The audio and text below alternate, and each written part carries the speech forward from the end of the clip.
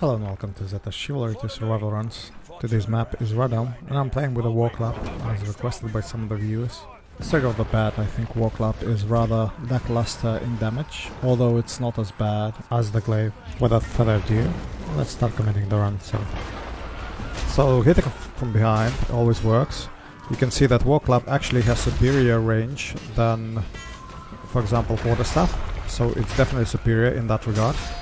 And damage-wise, it also delivers quite a bit of damage with swings, as well as overhits. Now, 60 damage heavy overhead, that's a lot. And if you add additional damage to armored class, for example the Knight, it will be around 90 damage, which is good. So it's better than Quarterstaff, definitely. And also it's quick. So for dueling, it's very good. Because on light hits, or normal hits, weapon stops upon impact, but on heavy hits it goes through the enemies. So again, in one-on-one scenario it's very good, but once you switch it one to many, then you have to use mostly heavy hits, like with Quarterstaff. But this weapon has a much better reach in terms of swings. Overheads, I think they're similar, but the swings are better with this weapon. It's like a very quick two-handed mace. Although it doesn't deliver as much damage, it does okay damage. Not too bad, not too shabby either. So definitely much better than the Glaive. Again, 60 damage, but now with some damage reduction due to hitting extremities and not the main body. Now from behind it's always very good. Quite an easy, just normal overhead 76 damage, which is very good. I think it's already more than overheads with Glaive. Yeah, because they do 75, and this one does 76. Just normal attack, not heavy. Heavy does 90. So in the beginning we managed to push the siege towers quite far. So, but I still need to run around here and double check where the friendly catapult boulders are landing. Again, very good hit. Of course, friendly took the kill. That's fine. Fine with me. So let's see, there's a Vanguard. But here again, he exposes his back from my club. And my club does the job.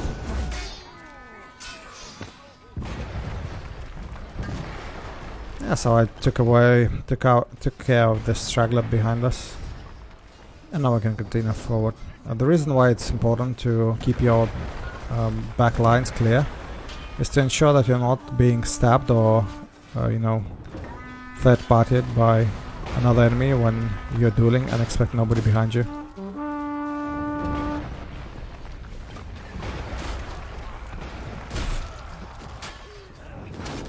Great, so again, the weapon is quite fast. So actually, if for example Quarterstaff, you should do only overheads. With this weapon it's different, you can do also swings. Swings do a lot of, well, not a lot of damage, but there's still a good range. So you're not taken by surprise that you haven't hit the enemy. And now special attack does 87 damage to not a half armored opponent, to the man-at-arms. So it's already does more damage than the Poleaxe. So even though Poleaxe does have a special attack bonus, which it doesn't. So yeah. Now if you stand on next to the siege tower just when it's about to get to the walls, you'll receive a hefty 200 points bonus for completing the objective. But I rather enjoyed whacking at the enemies. And I'll just use the ladders for an additional 250 points. Those points are important if you want to contest the first place. Especially since the class I'm playing with, the Devastator, it does not have the healing horn. So the damage from your sort of special ability is, well, and point wise, point income from your special ability is rather lackluster. It's probably the lowest one from the 5 pots. It does have its uses, such as firing up the choke points, But other than that, it's not as good as the Healing Horn point-wise. So yeah, that's why if I want to be on the top of the board, I would need additional points. And that's 97 damage, the special attack from standing position, which is substantial, which is more than the poleaxe. And now I'm able to swing it as quickly as the one-handed axe is swinging at me, except my range is better. So yeah, it's good. The swings are really good for this weapon comparative to, for example, the quarterstaff. Of course, it's not as good as, for example, Hal, but it's still very good. Because I'm used to playing with the really bad weapons such as Glaive, and then playing with quarterstaff. But this is okay. It's not a bad weapon. It's but it's not great. Don't get me wrong. It's less than like B tier. For example, if I would take 200 mace, in my view, is superior. Again, it all boils down if whether or not you can finish the enemy quickly. Like in 2 hits, in my view, it's best indicator that the weapon is good. Because when I go behind the enemies, I expect them to fall in 2 hits. Because I won't have time to deliver a third one. Because I'm still risking my neck, and I know that enemy spawn wave is coming. So I prefer weapons that can 2-hit any class. Including heavy hits, yes, not from just light hits, but also heavy hits. For example, War Axe, even War Axe with 2 overhits, I think even light overhits is enough to take out a knight. With 1 heavy, if you mix it in, that's definitely more than enough. So that's why I like those weapons, like War Axe and stuff. But this is okay. This is not a bad weapon. At least not as bad as Glaive and Quarterstaff. So you can say it's not a troll weapon at all. You can actually, it is playable. In my view. Unlike Glaives. So yeah, random arrow came at me. So with little HP, the Devastator class has a low HP pool, and so if you're hit by an archer, that means the second arrow will kill you. If that arrow is being loosened from enemy bow, and specifically war bow. Normal bows, that's fine, they don't do a lot of damage. So I think Vanguard can take 3 without a problem, except maybe headshots. But for normal hits, the warbow does 70 damage into the body. And if you take the 70 damage and double that, I think Vanguard has around 125 HP, something like that. But that's 140 as well over. So how do I know? I've been actually playing Archer for quite a bit.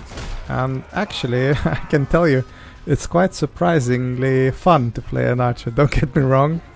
I still think melee requires more skills. But there is some fun in playing as an Archer too. So as to anticipating enemy movements and not hitting friendlies. So stuff like that. It's not the easiest thing to do, but not too hard to survive. But if you want a lot of kills, then it's a bit harder. You have to calculate correctly where the enemy will be in the next few seconds, so the arrow can land. It's easier to do it with melee, to hit the enemy. But it is easier as an archer to survive, because you're far away from fight usually. Yeah, so that's a bit about archery. So you probably would have seen me already playing a lot of as an archer. Because it's quite fun actually, to be honest. I don't like crossbows that much, but warbow, it's quite fun. And if you are a diehard melee, just try and play a round or 2 with an archer, and you'll see that it's not that bad. Yeah, I suggest actually you do that. Not like you always an archer, and I know those guys who are playing against competent archers are always cursing them, and I understand why, because they expect it to be sort of server where archer would not get you when you're dueling. But that's how it is. So now in a good spot, got behind the enemy, managed to hit a lot of them, and then received an arrow in the head, as you can see from the arrow stuck in my head. By the way, you can already observe that I'm wearing Halloween costume. Oh, sorry, it's not Halloween. It's actually New Year's and Christmas event. So that means this run was done at least a month ago or so. The reason I didn't put it earlier is because I have to rotate maps and weapons. So I can actually show you most of what I have, especially those exotic weapons, the ones I do not play that often. But also you must understand that sometimes I do not really want a big challenge and just want to have a fun run with something like War Axe and or Greatsword and just try to go for the highest scores possible. So I have much more, runs with good weapons. But then I have to dilute those runs with good weapons with, trolling and weapons I'm not good at. So yeah, that's the reason you won't see, the runs very often from the same week. By the way, I also have quite a bit of, backlog. That means I have quite a few runs already that are ready to go, but waiting for the right moment and spot. Also, I'm cherry picking those runs to the ones I want to do comments on. So, in a sense, I would give you more commented runs with different weapons. So yeah, that's the reason why you are seeing the skin from New Year and Christmassy. Again, good movement. Even stab does surprisingly a lot of damage, although I believe the stab with this blunt weapon should not do that much damage. That's just my opinion. So it's the same thing like axes. Also, they stab do a lot of damage with stabbing, which I think is incorrect. So if you, for example, would be in a fight against a rapier or an archer, sorry, not an archer, the spearman, then you would not be able to deliver as much damage on counters if you're having an axe or a war club, for example, in this instance, because they do not have a spike in the end. So it's actually little to no reason why it should have so much damage with stabs. That's just my beef with it. Yeah, I don't think that's too balanced.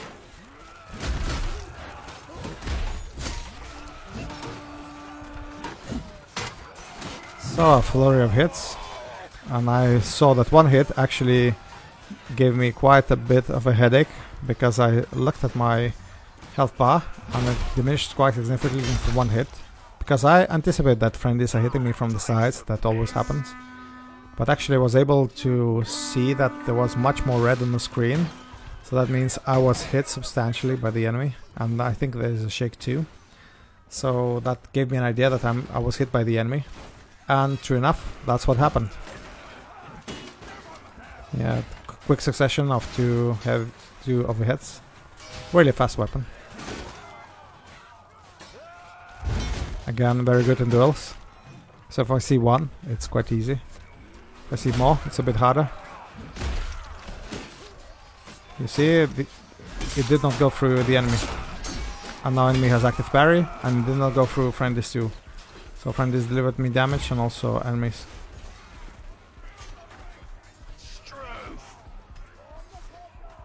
By the way, this Sunday I will not be live streaming, but last Sunday I had a quite fortunate live stream where I was able to do three survivor runs. They were not in a row, but the one was with, if I remember correctly, that's 200 spear. Also did with the Greatsword. I don't remember the first one. But it doesn't matter, there were 2 full maps. Although I did not receive as many kills because I had to read the chat. So I will be live streaming next Sunday. So that will be the 2nd of February. So if you want to participate, yeah, just be around the same time I always live stream. Or at the same time that all videos are published. So I'm not sure what's your time, but it will be around 1 o'clock UTS. Oh, sorry, UTC. Yeah, so around that time. So if you want to participate, for example, or do around with me and brag about it, you're more than welcome. because last live stream there were no volunteers, and the one before I had 2 volunteers. So yeah, it was a good run, except this Sunday also I had an issue with some audio. You can imagine that, you know, I'm trying my best to avoid the hits, and sometimes I inadvertently and unconsciously moving around with my body and my arms, so as to avoid the hits from the enemy.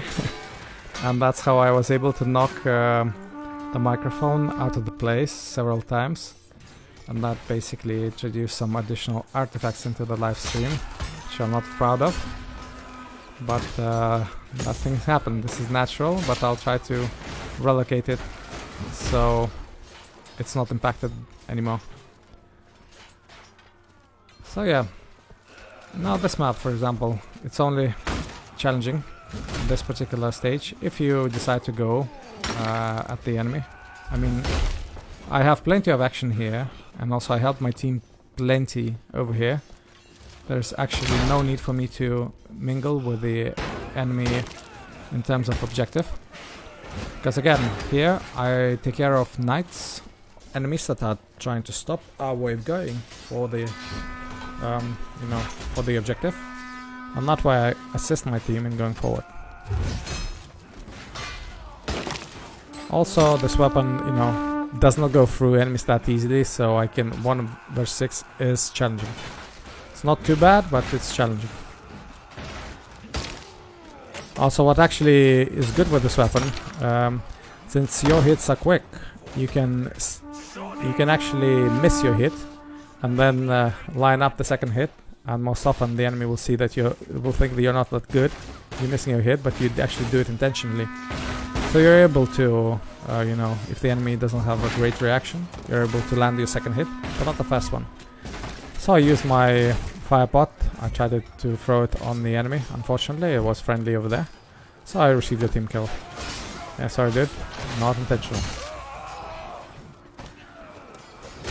Now going behind the enemy, and I heard that there is another enemy looking at me, breathing in my back, and I decided to, you know, retreat. So far it's going good. I mean, in my view, I mean, I already scored quite a bit of kills, and having in mind that my experience with this weapon is really bad, I think it's good. Current score is quite good.